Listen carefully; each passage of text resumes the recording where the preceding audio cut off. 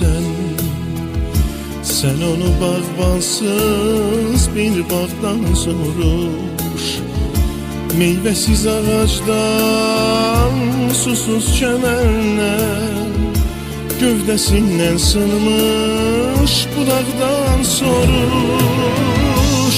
Saralmış yarpaqdan, solmuş çiçəkdən, qəlbimdə boğulan min bir diləkdən, vüsalına həsrət qalmış ürəkdən, dodağına həsrət dodaqdan soruş.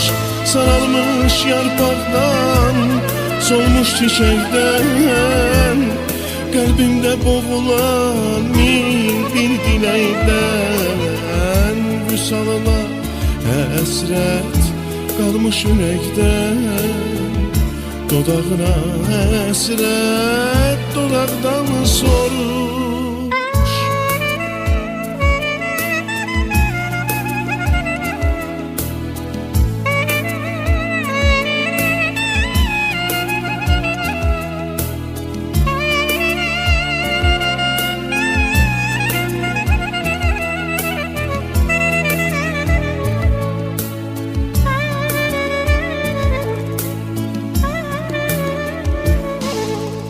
Soruş güldən əgər yoxsa şaləsi, qəfəsdən gələndə bülbül naləsi, göylərə çatsa da uca zirvəsi, qara möhtac olan bir dağdan soruş.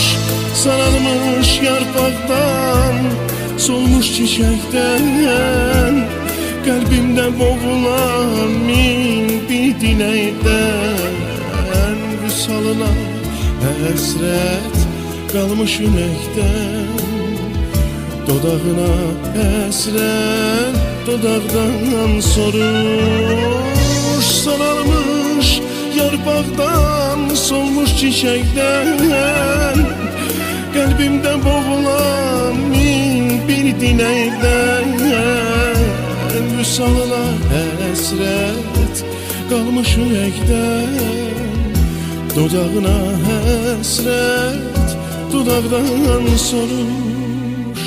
Dodağına həsrət dodaqdan soruş.